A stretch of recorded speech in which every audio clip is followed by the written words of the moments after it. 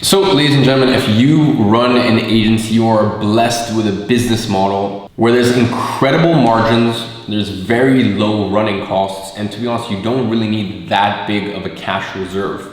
You know, let's compare my agency to my education company, GrowYourAgency. Even if I cut out all advertising costs, any sort of other miscellaneous expenses, and I really tighten that thing down, my running costs are still 40 to 45,000 pounds a month, and that's between staff, software, merchant fees. That's what, around 600,000 pounds a year, so $750,000 a year in expenses, and that's me removing advertising costs, not doing any of the other stuff, like for example the schools I build in Nepal, throwing ridiculous parties from the GrowYourAgency students at the parties, taking my students to afternoon tea. Once again, none of the stuff I make any money from. It's literally just to perpetuate this incredible culture that we have here at GrowYourAgency. Or for example, let's compare my agency to Gadzhi, which is my clothing line. You know, I'm spending multiple 5 figures on stock that I won't see that revenue back for 60 to 90 days. Or in the case of this year, for 6 months, because there was, as you can imagine with everything that went on in the world, manufacturing was halted. And once again, like that money was almost on hold for 4 or 5 months because I put forward that money. But then we had to pause the release of season 2 by 2.5, 3 months. Anyways, my point is for the education company and for the clothing line, I need big cash reserves because either I need money to invest in stock, I need good cash reserves for this blood-sucking leech that's the education company and all the expenses that come from it. As I said, you know, around 4,000 pounds a month in software costs, around 30 to 35,000 for my team, which is 7 at this point. Most of which who I guess you're familiar with: Mairead, Nikolai, Kieran, Max, Caden, the list goes on, but as I said, most of which who you don't ever see. It's a big operation. So my point is, if you run an agency and you run it, and to be honest, if you watch me, then I am 99% sure that you run your agency in a similar way that I run my agency and the entire GrowYourAgency community runs it, which is having a boutique agency. I'll give you an example. When in 2018, the first quarter, I decided, okay, I'm just niching down, focusing on one niche, one service only. Prior to that, I had a very successful agency, but it was more of a creative social media marketing distribution agency. When I finally decided to niche down on just being an advertising agency, for the first 6 months, Danny, who you guys know, he's been working for me for 2 years now, he was working on a per month, per client basis. And then I only brought him on full time in October. So for 3 quarters of 2018, I ran my agency with just one contractor. And then end of 2018, he came on full time. Beginning of 2019, Kieran came on as a product manager for GrowYourAgency. But then 30% of his time is spent copywriting for the agency for our clients. So yeah, basically 2019 all the way until, you know, halfway through 2020, my agency was just 1 1/3 employees. And until June of 2020, which is now when we have another performance marketer, Luis, some of you guys may know him. After scouring and doing tons and tons of interviews and applications, we eventually ended up bringing him on board. So now it's just Danny, Luis, and then like 1/3 of Kieran's time. But really, Kieran is the product manager for GrowYourAgency. Like that's his role. My point is, even where we're at right now with the agency, where we're trying to get to 100, 150K a month profit consistently, I'm doing that with 2 performance marketers. It's such a streamlined operation. And as an agency owner, you should never be going into the red. And knowing that, yes, maybe 1 month you'll hit 30K, maybe the next month you might hit 7K, but the point is you will never, ever, ever, or you should never be losing money from your agency. Ever. That just shouldn't happen. At least if you're running your agency as a boutique agency the way that I teach. So with that knowledge, you can kind of aggressively invest your money. So my recommendation is after living costs, okay, so please take your living costs into consideration. After living costs, I believe that you should invest 60 to 80% of your money. But you should invest 60 to 80% of your money. So figure out your living costs, that's number 1. Then get a 6-month cash reserve of your living costs. So make sure you have that cash in your bank account. And it's also frightening for me to kind of hear over the years, and people in the space, and you know, just some of my buddies and people who I've coached and mentored and helped, you know, just hearing how little they actually keep in cash reserves is like, I was like, whoa, like where is all this money going? So my point is, get at least 6 months in cash reserves. So for me with GrowYourAgency, I need more than 6 months cash reserve for that business because, for example, something we're working on right now, there's even research and development costs. With GrowYourAgency, there's stuff where I'm investing very large sums of money, as I'll say, to improve the product and is that just really move things forward, you know, without revealing too much.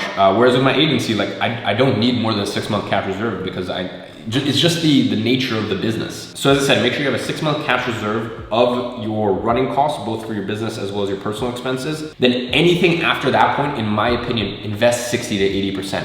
Everything you make, take 60-80% of those profits and invest it. Now here's why I say that. First of all, you also need to understand investing is not gonna make you rich. Like I'm telling you that flat out. Like your business will always be the #1 factor in how wealthy and how much financial success you have. What investing does is it's super unsexy, it's not fast, you have to be very patient, but it does compound your wealth. You see, on average, when you invest your money every unless you're really effing up your investments, on average, every 7 years, your investment will double as it starts to compound. That's why, for example, you made 15,000 profit from your agency last month and you invested 10,000 of that. It's almost as if you made 25,000. Like you can almost imagine, you can almost future pace and think of it as you made 25,000 that month. And as I've already said, you need to understand that investing is not gonna make you rich, but it is an amazing way to grow your wealth. And I don't want you guys to focus on being rich. I want you guys to focus on being wealthy. And that's why this year I'm investing in, although I'm preaching investing, like I haven't invested any of my money, but that's also because I knew something like what's happening in 2020 will come about. Maybe not the health side of things, but just in terms of what's happening with the market. So I've been sitting very cash heavy. I'm investing £1 million into the markets this year. The way that I see it is that once Q2 earnings come out, then hopefully people in the markets will start to realize like, oh, it doesn't make sense that revenues and profits and this level of unemployment, it doesn't make sense that stock prices are still kind of slowly climbing and maintaining. So yeah, anyways, I see a big crash in the markets this year. So investing $1 million in the markets this year, and then I'm investing $1 million cash. So that will be equity, not my portfolio value. Into real estate next year. Basically what happens with the real estate and the markets is usually real estate lags a year or so behind a crash in the market. So yeah, next year I'll be investing in real estate. So that's the reason #1 that you want to invest, is it's a good way to long-term multiply your wealth. But to be honest, I'd say for anyone who's young here, like if you're below the age of 35, 40, like I think your business will always be the thing that's going to propel you forward. And I don't think investing is like that big of a deal. I actually think it's more important for the second reason that I'm going to tell you, and that's to hypothetically kick the can down the road. So for most people, if they have cash lying around, it's going to be spent. This is something that I've even been talking about with some members of my team, because at a certain point when you work for my organization, some of my core team is coming up to 2 years now that they worked with me, you end up getting paid a lot. You end up getting paid CEO type money at certain organizations. So for example, Danny, who's the CMO at the agency, he is, at the time of recording, he's 20 years old. He owns a property, a 2-bedroom property that right now he's renting on Airbnb for around $1,800 a month. So he owns that. So even going back to when he first came on full time, he's been investing his money, and now he has a property. I mean, like, it's nuts. Like, he's 20 years old with an ultra luxury 2-bedroom apartment that he owns. There's still some mortgage on it left, but it's cash flowing. While he lives in another 2-bedroom ultra luxury modern apartment. So yeah, the dude's just a total baller. As well as that, he's also got a lot of money invested in the market. So yeah, as I said, this is something that I've been talking a lot with my team, is really just trying to encourage them to invest their money, so that way over the years they take this incredible salary that they get, and then they can go ahead and multiply that as an investment and have some money working in the background for them. So for you as an agency owner, I know that a lot of people, and look, I've been through it myself. I'd say that I live far below my means. I don't even spend 1/10 of, definitely no more than 1/10 of what I make a month. So, I live far below my means, and I've never had an issue with spending money. Like I've always just been pretty good at letting money stockpile and just sitting liquid, and like, I don't know, I feel as though like you get to a certain point, and it wasn't like this, when I first started. I'd say I was a little more, I would look at little things more, and I start thinking like, okay, what do I want to buy next, this, that, while also still living well below my means. I've gone to a point right now where I'm living well below my means, and money actually just doesn't excite me. Like there's not a single thing that I can think of that I want to buy materialistically. You guys always ask me, Iman, why don't you have a car? It's just because like the way that I see it is like a car would add more stress to my life than it would add joy. Here's the thing, if I lived in LA, I 100%, you guys would see me in a McLaren 570S. That or the new Ferrari F8, I believe. I've always wanted to get a 488 Pista, but I've always been like, in a year or 2 years, they'll come out with the new model or something that's kind of in that same sort of bracket. So yeah, look, my point is, if I lived in LA, you would see me with either a McLaren 570S, the new Ferrari F8, or a Porsche 911 Turbo S. Like those are kind of the cars that I would get. But I live in London, and there's genuinely, like, the idea of it just would add so much stress to my life. So if I do get a car in London, I'm getting a Renault Twizy.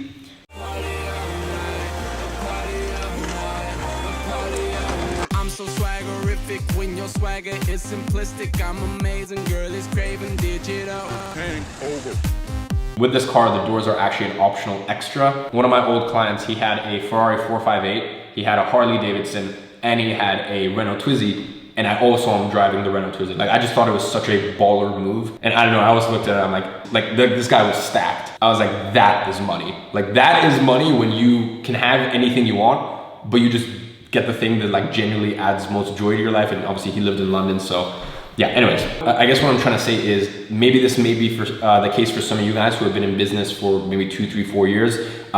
You get to a point where money just doesn't do anything for you. Like, as I said, there's nothing that I want. There's nothing that I look at and I want to buy, because if I wanted, I would have just bought it already. Like I don't know, minus a yacht or a private jet or property, or you know, specific property, there's nothing that I can't walk in. There's nothing that I can't walk into a store and buy. I've never walked into a store and not been able to buy something, and not been able to buy something with what's sitting cash in my bank. It doesn't matter if it's 20K, 500K, even more than that. So you actually reach this point as an entrepreneur or as a business owner where you're like, money literally has no purpose for me in my life anymore, because of the current lifestyle that I live, it's far, far below what I make. So all this extra, you know, all of this extra cash is just kind of futile. What really excites me right now is investing. You know, what really excites me is taking $50,000 a month from my agency profits and putting a down payment on a house every single month. Now, also, this is a warning, you don't want to over leverage yourself, okay? So keep that in mind, because I've seen a lot of people with good money go broke because they over leverage themselves. But if you have good cash flow, like, look, I have a track record with my agents. I know what my agency is doing. Like, you know, I would never worry that like I wouldn't have the cash flow to keep up with my mortgage payments, for example. You know, if anything ever happened, I would just stop buying houses. And that's not to say that, you know, every single month systematically next year I'm going to put a down payment on a house. You know, I might do 3 in a week. I might get a duplex, or I might get a 4-plex. You know, whatever below market deals I can find with a good margin of safety and the cash flows, you know, I'll take. But I guess that's what I'm trying to get across to you is, it doesn't matter if you're doing property, it doesn't matter if you're doing markets. I'm very excited this year, towards the end of the year, to invest £1 million cash liquid in the markets. I'm very excited to do that. And the idea that my business is giving me funds that then I can invest so that long term, I'm not talking about like little baby money. And I don't mean to sound disrespectful when I say this, but even the point where I'm at, making multiple 7 figures a year, that's baby money. Like big boy money is like the hundreds of millions. And I think even if you can take a $100,000 a year agency and you can live off 40,000 and invest the other 60,000 every single year, very quickly you can start to get into,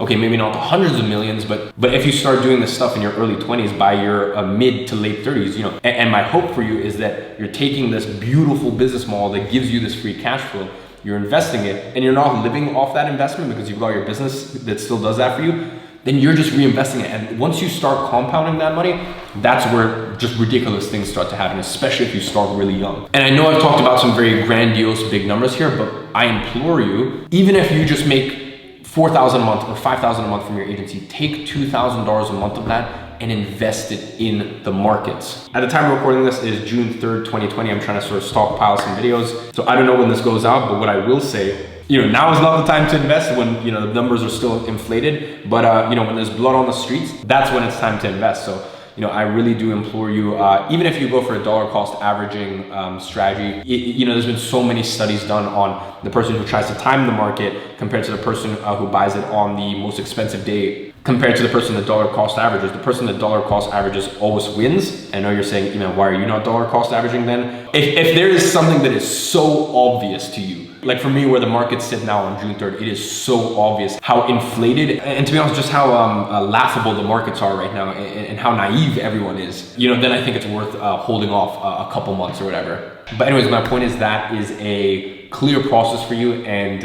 as I said, I want you guys to get motivated, not by buying a new Balenciaga hoodie every month or spoiling yourself with a designer. I mean, look, to be honest, I spend a lot of money on clothes. I just like no brand clothes, or I'm very selective with the sort of clothes I wear. So, you know, I hold my hands up and say that, you know, that's an area of my life that I've identified gives me happiness. So I'm willing to open up my wallet for it. You got same thing with my watches. You guys know about that. But funnily enough, I've made money for my watch collection. So it's more actually investments for me. But anyways, I want to reel it back to a point, which is like, what should motivate you is taking your money and multiplying it and building long-term wealth. Now, what we all got to go through it. You know, you got to go through a paradigm to understand it. You have to go through that phase in your life where you kind of just spend money on dumb stuff and you indulge yourself in this and that. But once you get that out of your system, the best thing you can be is wealthy, not rich. And for me, people ask me like, what's the difference between wealthy and rich?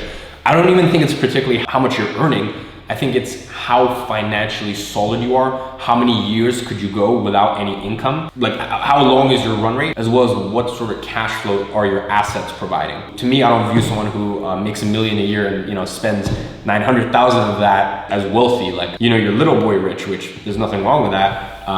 But like, I know the blessing that I have in front of me. I know what my agency does for me, the free cash flow that it provides me. And after I use it to have my life, because it's still my lifestyle business, it pays for, you know, really cool stuff like this, a 6-bedroom villa, being able to stay here for a month. And you know, prior to this, I was in a 5-bedroom villa for 2 months, and it gives me that lifestyle I want. But its main purpose now is, as I said, to multiply that wealth. And to be honest, get to a point where I can retire comfortably. Like, here's the thing, I could have retired at the age of 18, which, even as I say it, sounds dumb, but my investments wouldn't have provided me the sort of life that I want. Like, for me, to be very transparent with you guys, I need 6 to 8 million pounds invested. So that doesn't mean property portfolio or this or that. Like, you know, when people show you, they're like, I'm worth $15 million. And it's like, no, you're worth 3 million. And then that other 12 million is what you still owe the bank. Like, I'm talking about 6 to 8 million of my own actual money invested between the markets and real estate. So, you know, my property portfolio could be worth 20 million in that case. But anyways, my point is, I've identified that as long as I'm making cash on cash returns of 8 to 10% at 6 to 8 million, that's where I could comfortably retire. To be honest, I don't live off of like 600,000 to 800,000 pounds a year now, but like, that would be a point where I'm like, all right, cool, I don't feel restricted. So yeah, anyways, look, my point is, I want you to start thinking higher level. Take this beautiful agency that you have, take this cash flow business, and then use that to build real generational wealth. And this is actually something we talk about a lot in Copy Paste Agency, which is my higher level program. We have agency owners in there, to be honest, who are doing 2,000 to 3,000 a month and are very aggressively trying to get to 20 to 25,000 in record breaking time. We also have agency owners in there who are doing 100K a month. The point is, it's not so much where you start, it's where you finish. And everyone in there, the hygiene standard is 20,000. Like you're not in that program unless you're trying to make 20, 30, 40, 50, $100,000+ a month profit. And that's something we actually talk about a decent amount in there. We have 4 hours a week of live Q&A calls. It's a very tight-knit community. Danny, myself, Kieran, Max, we are, it's amazing, because it's really, that's where we help someone go in a month from 10,000 to 20,000 a month, from 3,000 to 12,000 a month, because it's a small group, we can funnel all our energy and effort. So yeah, that's something on the 4 hours weekly that we have of live Q&A calls, where I mute someone, we speak to, you know, like I've spoken to people on the Q&A calls for up to an hour before. There's no time limit, and it's one-on-one speaking together. So yeah, we've talked a lot about investing and multiplying wealth that way in Copy Paste Agency. So if you want to find out about Copy Paste Agency, just go to GrowYourAgency.com/watch now. Check out the case study. I'll also drop a link down below, and just book in a time to speak with Max. We'd love to have you in the community. So ladies and gents, hope you enjoyed this video, and I'll see you in the next one. Working with someone else on a couple of V's. What do you really think of the nigga that's making your beats? I've done things for him I thought